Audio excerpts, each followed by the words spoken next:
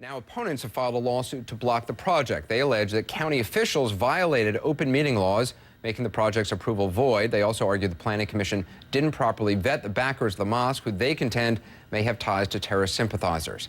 At hearing today, one witness accused the mosque leaders, including the imam, of being supporters of Sharia law.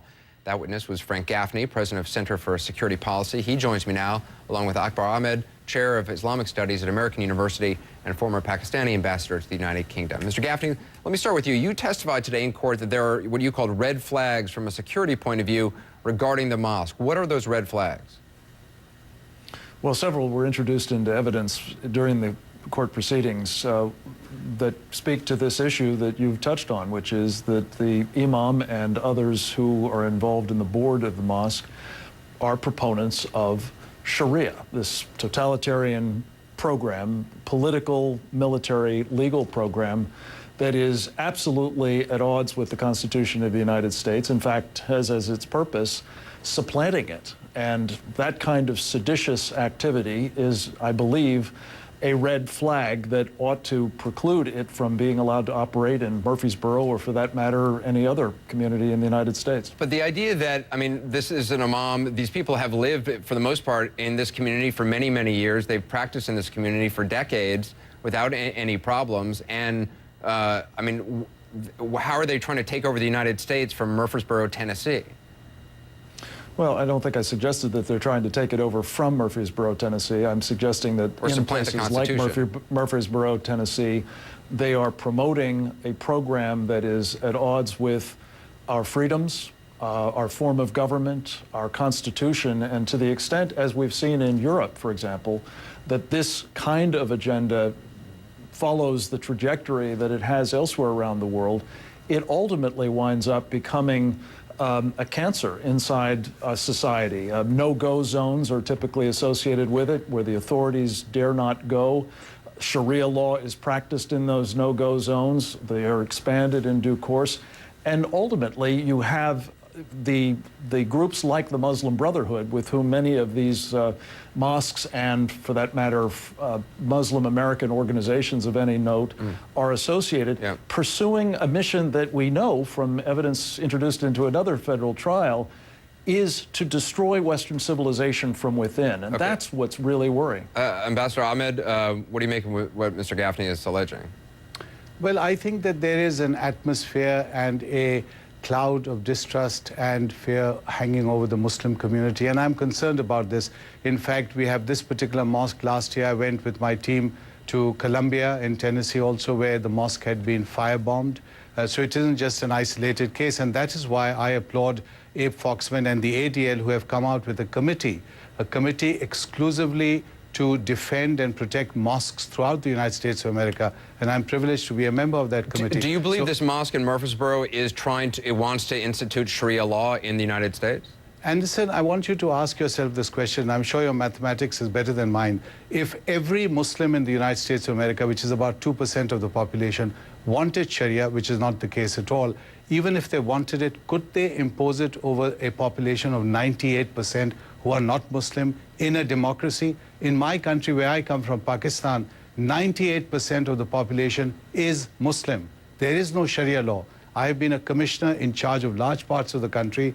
Our laws, criminal and civil procedure codes, derived from British colonial law, which go to Westminster, which in turn has influenced the US Constitution. So the notion of Sharia being implemented in America with about 2% of the population, to me, is mathematically absurd.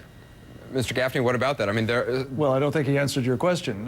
What is, of course, the case is that today the numbers of Muslims in America, and indeed the numbers of Muslims in America that are promoting Sharia, are very small, blessedly. This is the time to stop them from trying to move this country in a direction that we dare not have it go if we in fact But what evidence do you have that the folks in Murfreesboro our system of government are part of this plot linked to the Muslim Brotherhood? I mean, it seems... I suggested that some of the evidence was introduced in the trial.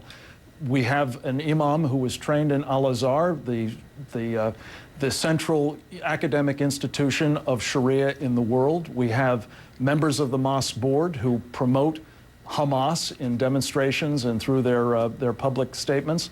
We have people associated with the mosque who I think make no bones about their preference for Sharia. In fact, that is what the authorities of Islam say they are supposed to do. And this is the problem. Just a second. This is the problem.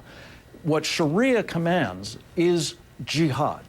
And in Pakistan, as elsewhere, we see that it's taking the form of the violent kind of jihad, and indeed Sharia law is being encroached into the Pakistani system, and indeed other systems around the world. But there's also the stealth jihad. And Anderson, this is the real problem with places like this mosque in Murfreesboro. You have stealth jihadists at work trying to advance this agenda. But the FBI investigated and most of our government is ignoring it. That's really outrageous. The FBI apparently investigated the board member you're talking about, who there were some comments made on his MySpace page. No charges were ever brought. And Ambassador Ahmed, just because the imam went to this university in Egypt, should that be a red flag?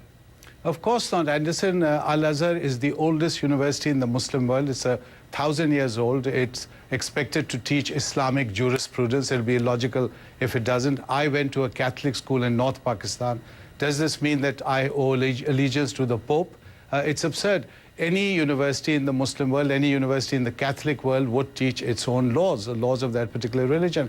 If this imam has violated the laws of America, can I please finish? If the imam has violated the laws of the land, if he's a threat to the security of the land, the authorities should act. But unless we know whether he in fact has been promoting, and I'm not even sure what this concept means, promoting the Sharia.